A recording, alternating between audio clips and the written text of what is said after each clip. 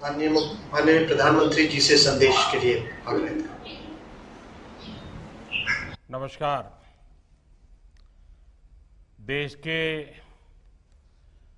करोड़ों नागरिक कोरोना वैश्विक महामारी से बहुत बहादुरी से लड़ रहे हैं। आज जिन hi-tech state of the art testing facility का लॉन्च हुआ है, उससे पश्चिम बंगाल, महाराष्ट्र और उत्तर प्रदेश को कोरोना के खिलाफ लड़ाई में और ताकत मिलने वाली है। साथियों, दिल्ली एनसीआर, मुंबई और कोलकाता आर्थिक गतिविधियों के भी बड़े सेंटर हैं। यहां देश के लाखों युवा अपने कैरियर को, अपने सपनों को पूरा करने आते हैं। अब तीनों जगह टेस्ट की जो उपलब्ध कैपेसिटी है, उसमें 10,000 टेस्ट की कैपेसिटी और जुड़ने जा रही है। अब इन शहरों में टेस्ट और ज्यादा तेजी से हो सकेंगे।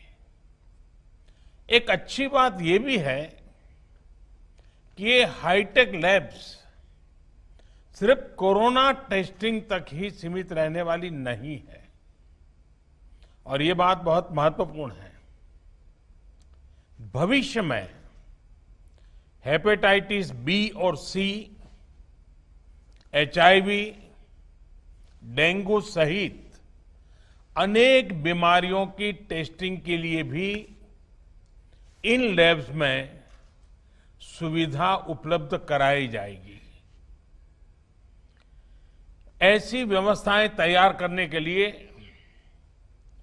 Indian council of medical research ICMR और उससे जुड़े दूसरी संस्थाओं से सभी साथियों को भी मैं बहुत बहुत बधाई देता हूं। साथियों, देश में जिस तरह सही समय पर सही फैसले लिए गए, आज उसी का परिणाम है कि भारत अन्य देशों के मुकाबले काफी संभली हुई स्थिति में है।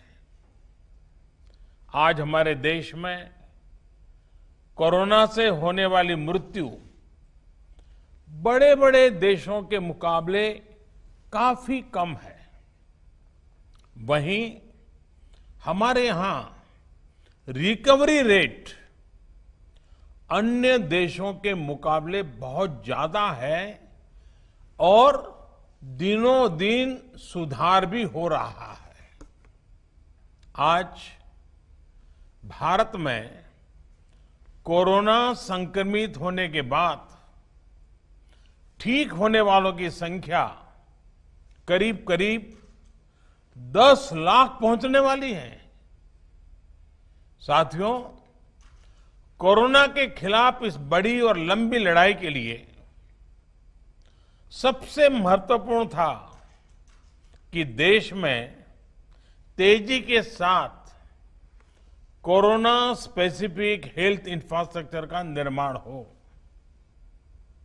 इसी वजह से बहुत शुरुआत में ही केंद्र सरकार ने 15,000 करोड़ रुपए के पैकेज का ऐलान कर दिया था। आइसोलेशन सेंटर हो, कोविड स्पेशल हॉस्पिटल हो, टेस्टिंग, ट्रेसिंग और ट्रैकिंग से जुड़ा नेटवर्क हो, भारत ने बहुत ही तेज गति से अपनी क्षमताओं का विस्तार किया। आज भारत में 11,000 से ज्यादा कोविड फैसिलिटीज हैं, 11 लाख से ज्यादा आइसोलेशन बेड्स हैं। साथियों, जनवरी में हमारे पास कोरोना के टेस्ट के लिए जहां मात्र एक सेंटर था, आज करीब 1300 लैब्स पूरे देश में काम कर रही है। आज भारत में 5 लाख से ज्यादा टेस्ट हर रोज हो रहे हैं और आने वाले हफ्तों में इसको 10 लाख प्रतिदिन करने की कोशिश हो रही है। साथियों, कोरोना महामारी के दौरान हर कोई सिर्फ एक ही संकल्प के साथ जुटा है और वो संकल्प है एक एक भारतीय को बचाना है। इस संकल्प ने भारत को हैरतअंगेज परिणाम दिए हैं। विशेषकर पीपीई, मास्क और टेस्ट किट्स को लेकर भारत ने जो किया वो सचमुच में ये एक बहुत बड़ी सक्सेस स्टोरी है। एक समय भारत में एक भी पीपीई किट नहीं बनती थी। आज भारत दुनिया का दूसरा सबसे बड़ा पीपीई किट मैन्युफैक्चरर है। सिर्फ 6 महीना पहले देश में एक भी पीपीई किट मैन्युफैक्चर नहीं था। आज 1200 से ज्यादा मैन्युफैक्चरर हर रोज 5 लाख से ज्यादा पीपीई किट बना रहे हैं। एक समय भारत N95 मास्क भी बाहर से ही मंगवाता था। आज भारत में 3 लाख से ज्यादा N95 मास्क हर रोज बन रहे हैं। एक समय था जब भारत वेंटिलेटर्स के लिए भी दूसरे देशों पर निर्भर था। आज भारत में हर साल 3 लाख वेंटिलेटर बनाने की प्रोडक्शन कैपेसिटी विकसित हो चुकी है। इस दौरान मेडिकल ऑक्सीजन सिलेंडर्स के प्रोडक्शन में भी काफी मात्रा में वृद्धि की गई है। सभी के इन सामूहिक प्रयासों की वजह से आज न सिर्फ लोगों का जीवन बच रहा है, बल्कि जो चीजें हम आयात करते थे, अब देश उनका एक्सपोर्टर बनने जा रहा है। साथियों, इतने कम समय में इतना बड़ा फिजिकल इंफ्रास्ट्रक्चर खड़ा करना कितनी बड़ी चुनौती रही है, इससे भी आप भली भांति परिचित है। एक और बड़ा चैलेंज था कोरोना के खिलाफ लड़ाई के लिए देश में ह्यूमन रिसोर्स को तैयार करना। जितने कम समय में हमारे पैरामेडिक्स, आशा वर्कर्स, एएनएम, आंगनवाड़ी और दूसरे हेल्थ और सिविल वर्कर्स को ट्रेन किया गया, वो भी अभूतपूर्व है। आज अगर भारत की कोरोना से लड़ाई को देखकर दुनिया अचंभित है, बड़ी बड़ी आशंकाएं गलत साबित हो रही हैं, तो उसका एक बड़ा कारण हमारे ये फुट सोल्जर भी है। साथियों, कोरोना के खिलाफ लड़ाई में आज हम उस स्थिति पर आ पहुंच चुके हैं जहां हमारे पास जागरूकता की कमी नहीं है। साइंटिफिक डेटा का विस्तार हो रहा है, संसाधन भी बढ़ रहे हैं। अब हमें राज्य के स्तर पर, जिला, ब्लॉक और गांव के स्तर पर डिमांड और सप्लाई के मैनेजमेंट को और चुस्त दुरुस्त करना है, मजबूत करना है। हमें मिलकर नया हेल्थ इंफ्रास्ट्रक्चर तैयार करना ही है।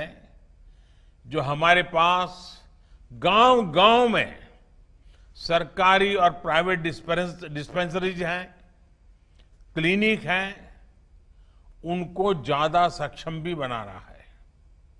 ये हमें इसलिए भी करना है ताकि हमारे गांवों में कोरोना से लड़ाई कमजोर न पड़े।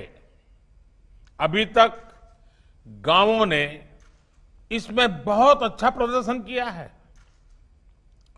और इसके साथ ही हमें इस बात का ध्यान रखना है कि हमारे कोरोना योद्धा किसी तरह की थकान का शिकार न हो। हमें नए और रिटायर्ड जो भी प्रोफेशनल्स इस सेवा के लिए आगे आना चाहते हैं, ऐसे प्रोफेशनल्स को हेल्थ सिस्टम से जोड़ने के लिए भी लगातार काम करना होगा।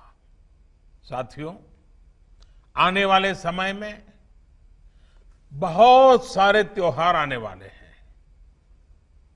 हमारी ये उत्सव उल्लास का कारण बने, लोगों में संक्रमण न फैले, इसके लिए हमें हर सावधानी रखनी है। हमें ये भी देखते रहना होगा कि उत्सव के इस समय में गरीब परिवारों को परेशानी ना हो। प्रधानमंत्री गरीब कल्याण अन्न योजना का लाभ हर गरीब परिवार तक समय पर पहुंचे, हमें ये भी सुनिश्चित करना है।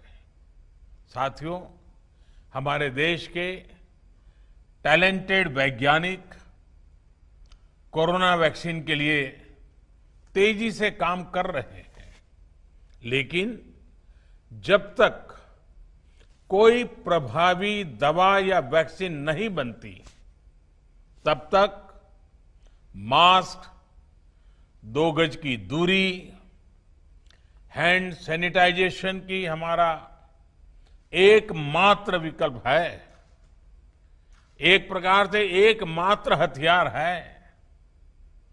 हमें खुद भी बचना है और घर में छोटी बड़ी आयु के सभी परिजनों को भी बचाना है। मुझे विश्वास है कि कोरोना के खिलाफ लड़ाई हम सभी मिलकर लड़ेंगे भी और जीतेंगे भी। एक बार फिर इन हाईटेक सुविधाओं के लिए बहुत बहुत बधाई देता हूं। आप सबका भी हृदय से बहुत बहुत आभार व्यक्त करता हूं।